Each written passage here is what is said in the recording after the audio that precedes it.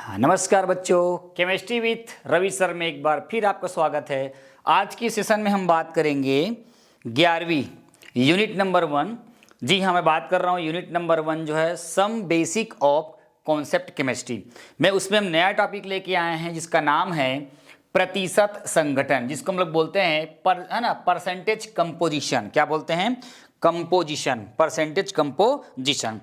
Exam के दृष्टिकोण से बहुत इंपॉर्टेंट है। इसमें से एग्जाम में है ना पूछा जाता है एक आध क्वेश्चन जो है कि कोई भी कंपाउंड है, उस कंपाउंड में प्रत्येक तत्व का जो परसेंटेज है वो कितना होता है, आपको निकालने आ सकता है। ठीक है, तो प्रतिशत संगठन, परसेंटेज कंपोजिशन जिसको बोलते हैं है ना।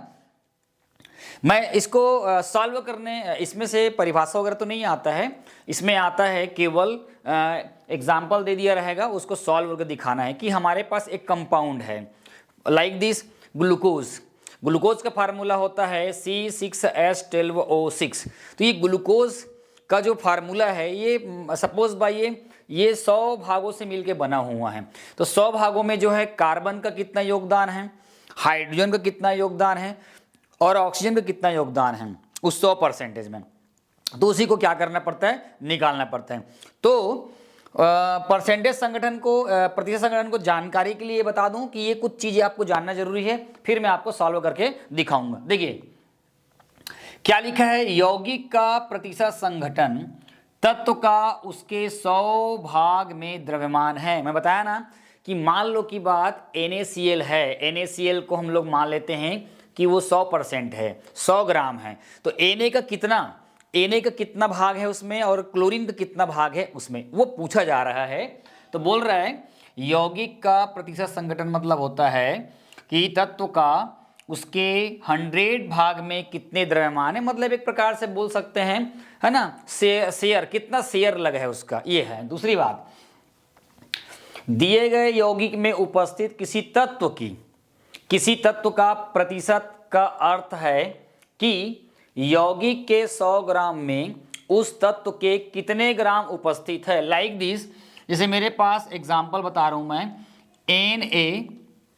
मेरे पास Na2 और आपके ये है SO4, Na2SO4 दिख रहा है जिसका नाम है सोडियम सल्फेट। अब देखो ध्यान से, दिए गए यौगिक में, वो एक यौगिक है, नाम क्या है, सोडियम सल्फेट। यौगिक में उपस्थित किसी तत्व मतलब सोडियम और सल्फर और ऑक्सीजन तत्व की प्रतिशत का अर्थ है कि यौगिक के 100 ग्राम में, मान लो सपोज भाई हम इसको क्या मान लें हम लोग, ये टोटल मान लो की बात क्या है, 100 ग्राम है।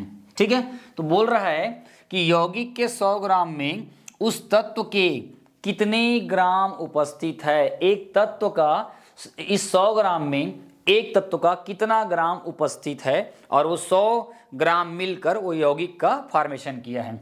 अब मान लो आपको पूछ दिया, डेफिनेशन पूछ दिया, तो आप इसको लिख सकते हैं, भार अनुसार यौगिक के 100 ग्राम में, मान लो यौगिक का कितना है, ये 100 ग्राम है, तो क्या पूछ रहे हैं, भार अनुसार यौगिक के 100 ग्राम में उपस्थित विभिन्न तत्वों का भार, ये 100 ग्राम है, विभिन्न तत्व मतलब सोडियम सल्फर और ऑक्सीजन, विभिन्न तत्वों का भार, ठीक है, उस यौगिक का प्रतिशत संगठन कहलाती है। उस यौगिक का क्या कहलाती है, प्रतिशत संगठन कहलाती है। ठीक है, डेफिनेशन में ये लिख सकते हो। अगर फार्मूला की बात करें तो क्या लिखा हुआ है, तत्व की प्रतिशत मात्रा, मतलब इस एक तत्व की प्रतिशत मात्रा बराबर क्या हो जाएगा, तत्व में परमाणुओं की संख्या, ये तत्व है, ये तत्व में परमाणु संख्या कितनी है, 2 है, इसमें कितनी है, 1 है, इसमें कितनी है, 4 है, ये हो गया, गुणित इनटू तत्व का परमाणु भार, यहां पर इसका भार कितना होता है, सोडियम का 23, सल्फर का 32 और ऑक्सीजन का कितना होता है, 16। ठीक है, तो ये बोल रहे हैं। उसके बाद बोल रहे हैं यौगिक का मोलर या आणविक द्रव्यमान, एक कंपाउंड है, इस कंपाउंड का टोटल मॉलिक्यूलर मास, उसका आणविक द्रव्यमान मोलर सहित समझ में वो कितना होगा, और परसेंटेज के लिए कितना करेंगे हम लोग, 100 से उसको इंटू कर देंगे। तो इस तरह से हमें क्या करेंगे, ये बेसिक पॉइंट्स हमको परसेंटेज के अंतर्गत जानना है और आपको निकाल के दिखाना है। चलिए अब मैं बात करता हूं सोडियम सल्फेट, यहां पर लिखा हुआ है। तो सोडियम सल्फेट का हम लोग ये बात करेंगे कि सोडियम सल्फेट मान लो 100 ग्राम से मिलकर बना हुआ है ना, तो उसका जो परसेंटेज है हम लोग निकाल के देखेंगे। तो सबसे पहले आपको बोल दिया पेपर में आपका एनसीईआरटी का क्वेश्चन है, और आपकी एनसीईआरटी क्वेश्चन का क्वेश्चन नंबर 2 है। ये क्वेश्चन नंबर 2 है एनसीईआरटी बुक का 11 केमिस्ट्री का, ठीक है। तो यहां पर लिखा हुआ है सोडियम सल्फेट। तो हिंट, सबसे पहला हमारा जो काम होगा वो क्या होगा, हिंट बोल रहा है, तो हम लोग क्या करेंगे, Na2SO4 का क्या करेंगे हम लोग, आणविक द्रव्यमान ज्ञात करेंगे। क्या निकालेंगे हम लोग, आणविक द्रव्यमान ज्ञात करेंगे।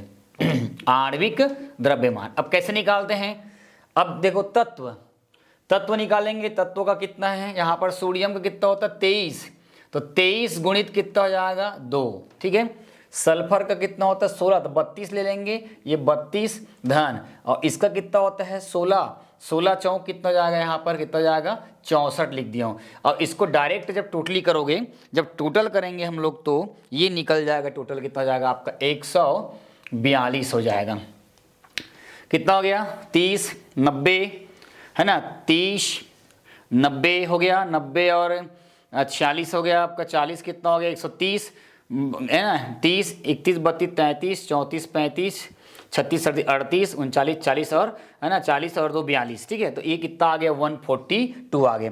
तो ये देखो यहाँ ये निकल गया है, यौगिक का मोलर द्रव्यमान कितना निकल गया हमारे पास, कितना निकल गया 142 निकल गया। ओवरऑल कितना निकल गया 142। चलिए अब हम लोग क्या करेंगे, पूरे का ये इसका नाम है, ये हो जाएगा ग्राम मोल इनवर्स, इसकी यूनिट्स हैं, ठीक है।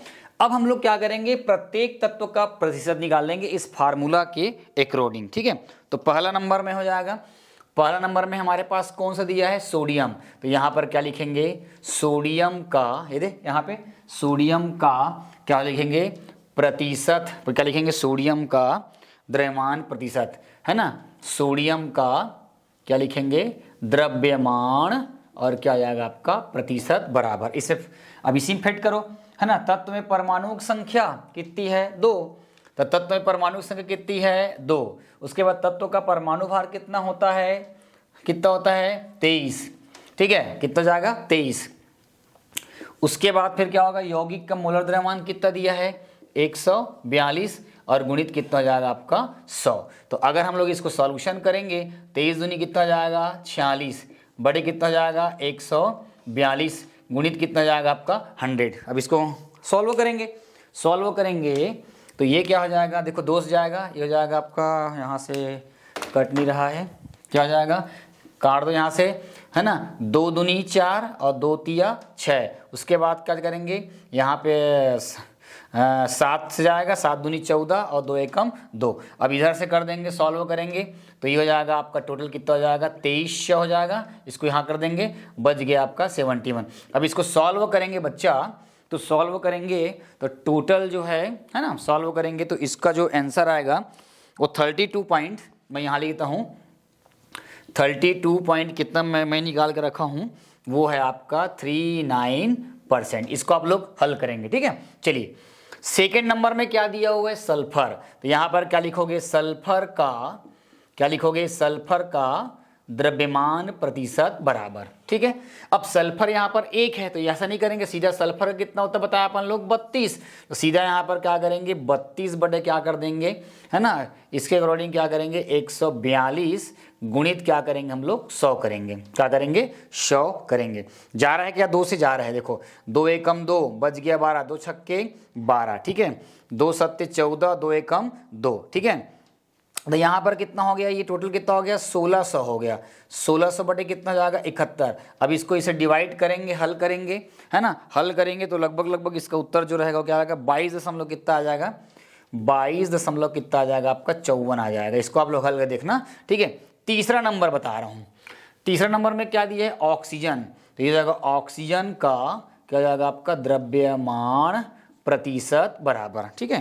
तो अब ऑक्सीजन का निकालेंगे तो क्या हो जाएगा, फिर देखो क्या लिखेंगे, यहाँ पे जो लिखे थे ऑक्सीजन कितना है 4, तो यहाँ 4 गुणित कितना हो जाएगा आपका 16, ठीक है, बड़े कितना हो जाएगा 142 गुणित कितना हो जाएगा 100, बराबर कितना जाएगा 16 चौक कितना जाएगा 64 बटे कितना हो जाएगा 142 गुणित कितना जाएगा आपका 100। दिख रहा है कि दिख रहा है आप लोगों को? दिख रहा है, ठीक है। चलिए यहाँ से भी कट जाएगा ये निकालोगे तो, ठीक है। क्या कट जाएगा देखो, 2 तिया 6, 2 दूनी 4, उसके बाद क्या आएगा 2 सत्ते 14, 2 एकम 2। तो यहाँ पर अगर बात करूँ मैं, यहाँ में लिख रहा हूँ मैं, तो ये हो जाएगा आपका 3200 हो जाएगा, ये वाला जुड़ जाएगा, बड़े क्या हो जाएगा आपका 71। जब इसको इससे डिवाइड करोगे तो लगभग कितना आ जाएगा बताओ आपको?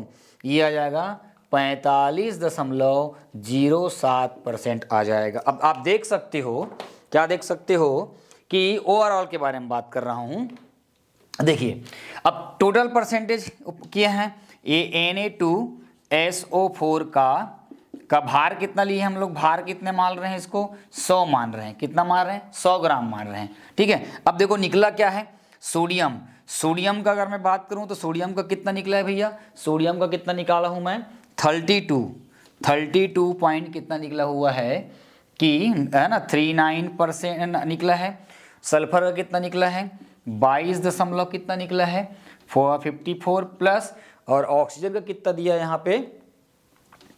45 पॉइंट का क्या लिखा है? 0। अब सबको जोड़ो, तो जोड़ोगे तो टोटल परसेंटेज कितना आना चाहिए? 100 आना चाहिए, 100 निकलना चाहिए। देखो ये 30 और ये आपका कितना हो गया? 30 और 20 50 और ये कितना हो गया? ये हो गया आपका 95 ना, 95 96 97 98 99 और ये सबको जोड़ेंगे तो 1 आ जाएगा। तो इसलिए यहाँ पे टोटल कितना आ जाएगा? 100%। मतलब सोडियम सल्फेट जो है वो मान लो 100 ग्राम है, 100 भागों से मिलकर बना हुआ है, टोटल 100 भागों से मिलकर बना हुआ है।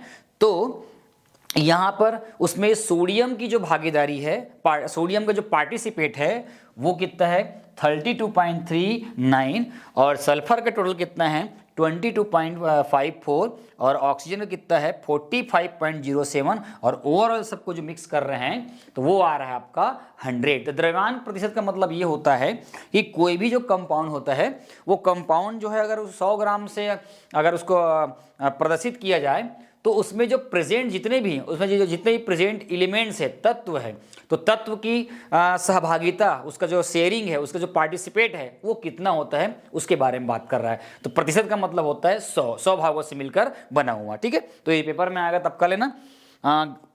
उसके बाद आप लोग होमवर्क में आप जो है इसका निकाल के देखना, NaO और H का निकाल के देखना, और एक C2H5 और OH का निकाल के देखना है। दोनों पेपर में आपको पूछा जा सकता है। या और निकाल के देखना C6H12 और O6 का भी निकाल के देख सकते हो, है ना। इस प्रकार से आप निकालोगे तो आपको मालूम चल जाएगा। और एक देख लेना NaCl का। तो ऐसे कुछ चीज़ जो है कर लेना। तो समझ में आगे क्या करना है? परसेंटेज का मतलब ये है कि अगर इस यौगिक को अगर 100 भागों से मिलकर अगर माना जाए तो हमको पहले ये करना है कि उस यौगिक में तत्व कितना दिया है, मतलब तत्व के परमाणुओं की संख्या कितना दिया है वो, और उसका भार को दोनों को इंटू कर देंगे, और सभी तत्वों को क्या करेंगे आपस में उसके भार और परमाणुओं की संख्या को आपस में गुणा करके जोड़ देंगे। तो जोड़ने के बाद फिर क्या कर हमें जो है एक टोटल निकल जाएगा मॉलिक्यूलर मास, और उस मॉलिक्यूलर मास में हम लोग क्या करेंगे प्रत्येक तत्व का, जैसे सल्फर का और सोडियम का और ऑक्सीजन का किए थे, तो उसी प्रकार हम लोग क्या करेंगे अलग अलग का कैलकुलेट करेंगे, निकालेंगे। उसके बाद जो टोटल आएगा वही जो रहेगा उस तत्व का प्रतिशत, उस यौगिक में उस तत्व का क्या रहेगा प्रतिशत संघटन रहेगा। तो ठीक है, वीडियो अच्छी लगी हो तो पसंद आया हो तो लाइक करें, सब्सक्राइब करें, और प्लीज़ रिक्वेस्ट है कि कमेंट बिल्कुल करें कि आप कहाँ से देख रहे हैं। दूसरी बात, इस वीडियो को अपने स्टेटस में ज़रूर लगाएं ताकि इसको और लोग जो है देख सके, लाभान्वित हो सके।